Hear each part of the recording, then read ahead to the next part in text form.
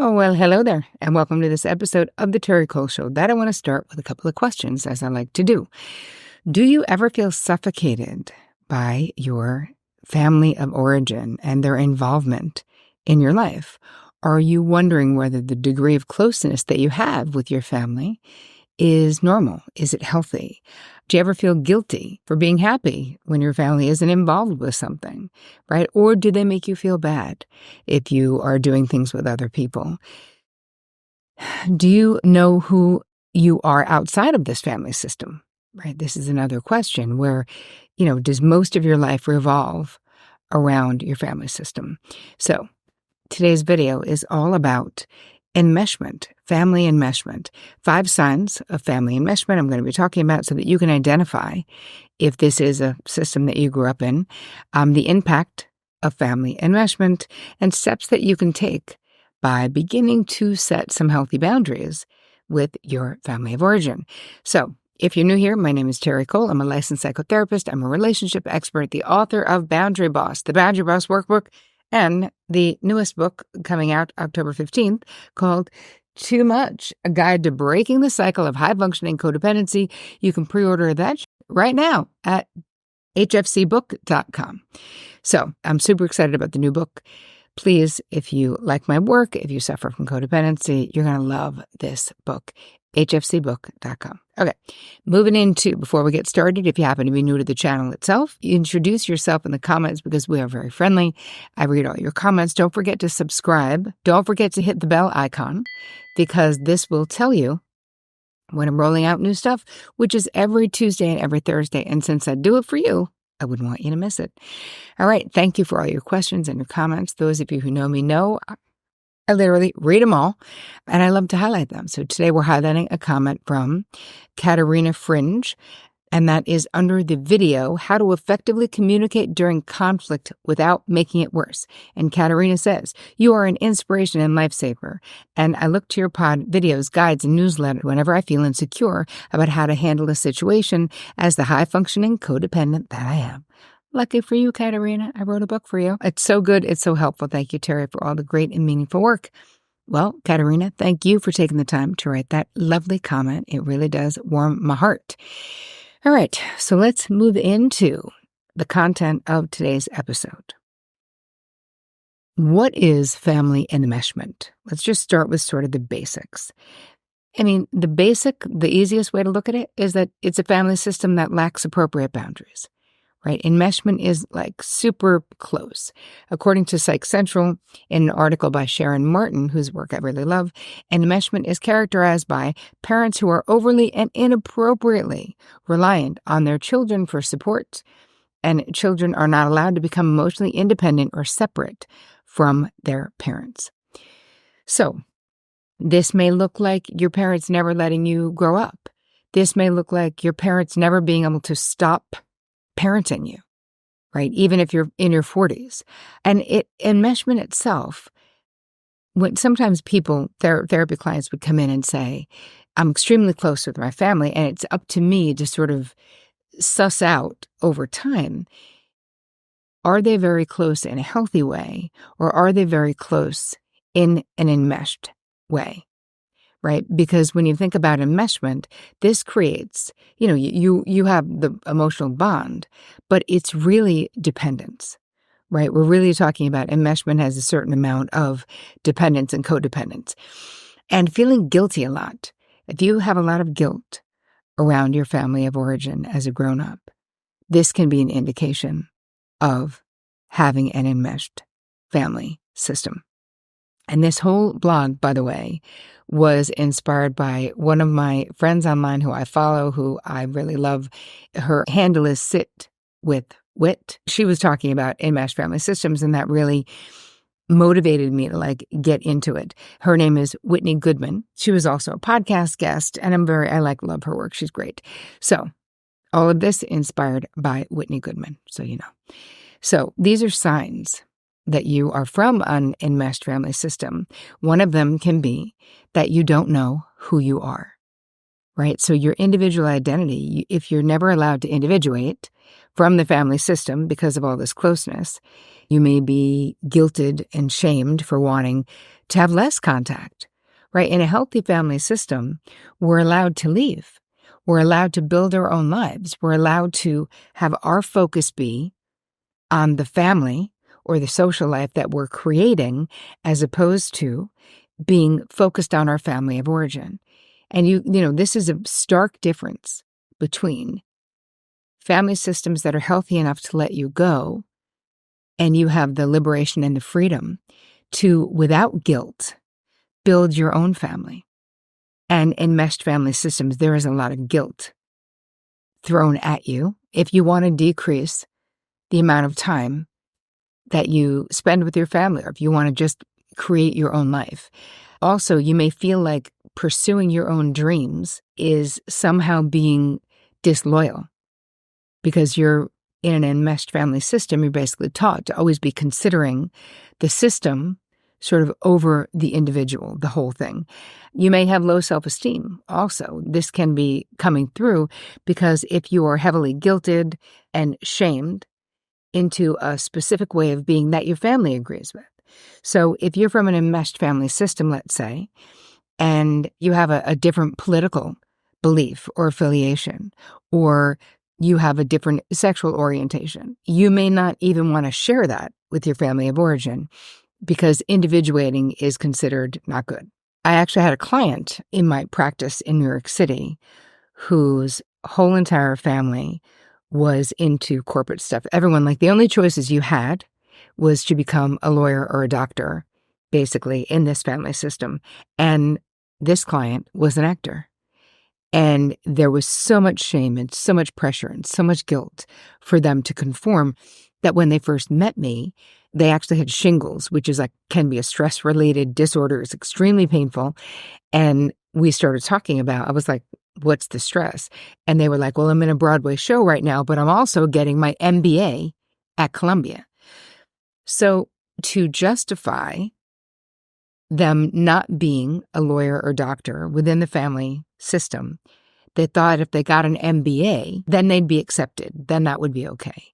And I was like, can I ask you, do you want your MBA? And they were like, no, I'm literally doing this to appease my parents. That's it. I'm like, okay, well, you're in your late 20s. We ended up really coming to the fact that my client didn't need to get their MBA. The irony of breaking out from an enmeshed family system is that client had already been very successful, not just had done multiple Broadway shows, and they were only in their 20s. They also had done 2 television shows, multiple television commercials. They were making tons of money. They had saved already, and this was the late 90s, people, and they'd already saved $50,000, and they were not even 30 years old yet, right? And they still felt like a complete loser because of that enmeshed family system with that group think that basically says, if you think differently than we do, if you step out of this prescribed role, we will reject you. There's all these different punishments that can happen when you are in an enmeshed family system and you try to break out. So the second sign, you may struggle with conflict because in enmeshed family systems, it's usually not safe, right? You're not allowed to dissent. You're not allowed to be different. You're not allowed to have your own thoughts about something. You have to agree with the adults or the caregivers. And what does this lead to? Obviously, we can see there's a direct line that this leads to people-pleasing, right? External validation. Meeting your parents' expectation, then it becomes your boss's expectation, then it becomes your partner's expectation. We learn in enmeshed family systems that this is the way to relate. It's the right and healthy way to relate. It's the way to be loving, but it's not really true. Also, difficulty saying no, right? Not even knowing that you're allowed to assert your own boundaries, your own preferences, desires, limits, and deal breakers. That is your right to do that. But a lot of times, if you're from an enmeshed family system, you have no idea you're even allowed to do it, where you just feel like it has to be okay. I had a client who was actually paying for, her parents put it on her, that she was the only person who could co-sign for her sister's med school loans. And my client had really good credit. And I was talking to her and I was like, do you want to do that? She's like, hey, I've got my own loans. She was a lawyer and she had taken out a bunch of loans to go to law school.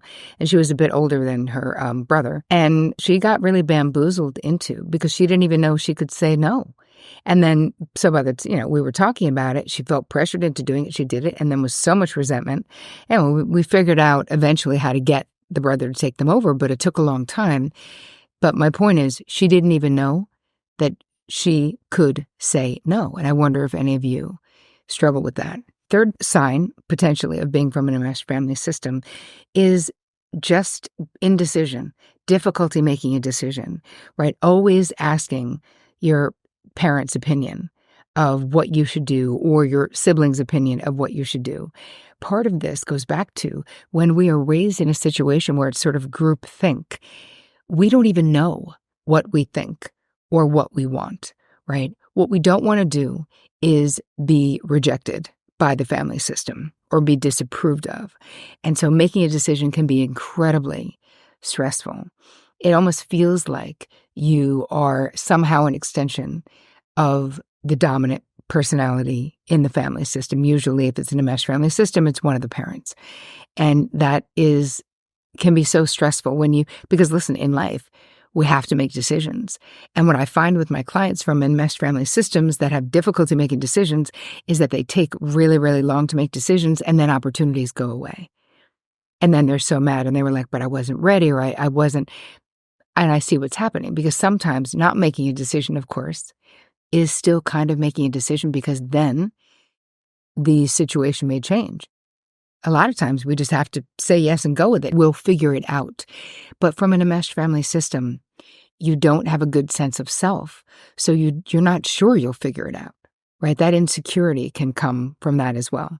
All right, the fourth sign that you might be from an enmeshed family system is lots of codependency, right? Do your parents center themselves in your life? Are you a grown person? I had a client whose husband's mother expected everyone to go to their house, the family house, the childhood house, for Christmas, on Christmas, not like meet afterwards, even long after the grown children had their own children. And my client and I, finally got to a point where she had to put her foot down and say, I'm not doing Christmas as your parents. We can do the weekend after. I will do it before. I want to spend Christmas with our children in our own house with our own tree. It was a whole complicated thing, too, because they had little kids, and you got to be like, Santa knows where we're going to be. His sleigh is going to find its way to grandma. Like, it was a whole thing. The kids had to write letters to be like, Santa, we're not going to be home. We're going to be at grandma's. Like, it was just too much. And I think that this level of codependency, where you really are putting other people's wants, needs, and desires above your own. So much of this is a way to keep the peace, right? And the parent themselves, a lot of times, will rely on this dysfunctional way of controlling the adults to get their needs and wants met. Some parents never don't want to be parents, right? Some parents want to stay in the center of your life forever. And yet, it's not healthy because it creates disordered boundaries and relational patterns with everyone that comes after, right? Because then if you're prioritizing your relationship with your family of origin, you can't really prioritize your relationship with the family that you've created. It can be really, really painful. You have parents telling you what to do, which is true really for any codependency. You'll have someone who really thinks they've got some great ideas for what you should be doing with your life. And they're giving you that advice without you asking. And some parents will be like, well, I'm your mother or I'm your father and it's my right. And I have to say I will disagree, right? You don't need advice unless you want it, unless you're asking for it. You also, when you're in these codependent relationships, almost feel like you're absorbing. Like you don't know how to let the other person have their experience. If they're upset, you're upset. And that can happen with siblings or parents or whoever in an enmeshed family system, which is really, again, this is codependency. And the last sign of a enmeshed family system could be parentification. So again, children being expected to care for the caregivers, to provide emotional support, to the parents, to the people who are supposed to be doing that for you. So here's the thing. When parents overshare, because this is another thing that'll happen, parents oversharing with kids and thinking that it's okay, the kid becomes the confidant. And here's the thing. Kids are not wired to deal with adult problems. It puts them in this uncomfortable position.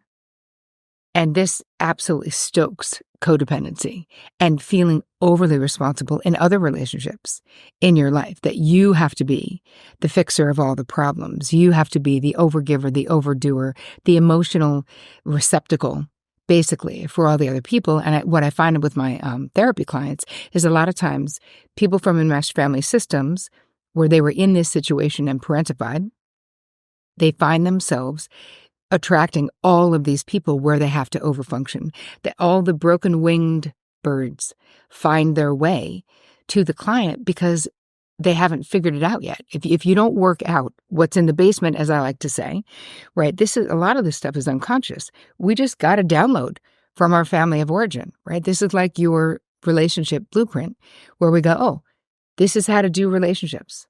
I understand. This is how you do it.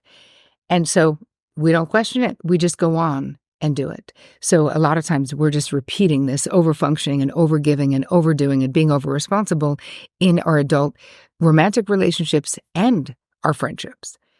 And I think that this fuels, and I wrote about this in the new book, but I really think that this fuels the burnout epidemic, right? What if the burnout epidemic is like a codependency and boundary epidemic instead of a burnout epidemic, or, listen, it can be both. We get to the point of being burnt out, but so much of it has to do with having crappy boundaries and being overly invested in the feeling states and the outcomes of the people in our life so that whatever happens to them feels like it's happening to us, which also means we don't have the space to be really fully experiencing our own lives because we're so hyper vigilant about putting out other people's fires or being there for other people. So those are 5 signs that you might be from an enmeshed family system. And what happens to us in adulthood? Well, we could be approval seeking. You might have fear of abandonment. You could have anxiety issues, having a very weak sense of self, like you're not positive, having an overly developed guilt muscle or responsibility muscle, as I just said, hard speaking up for yourself, right? Hard to assert yourself, codependent relationships, difficulty with self-soothing, feeling responsible for people who've mistreated you or who refuse to take responsibility for themselves, still feeling bad. It's so interesting how when you're in an enmeshed family system, the overdevelopment of your responsibility muscle is like, wow, why do I feel bad, right? Why do I feel bad for your choices? It doesn't make sense. So in the guide, I'm giving you a whole bunch of things that you can do, terricole.com/guide. Boundaries are a big part of it. It's so important that you have healthy boundaries.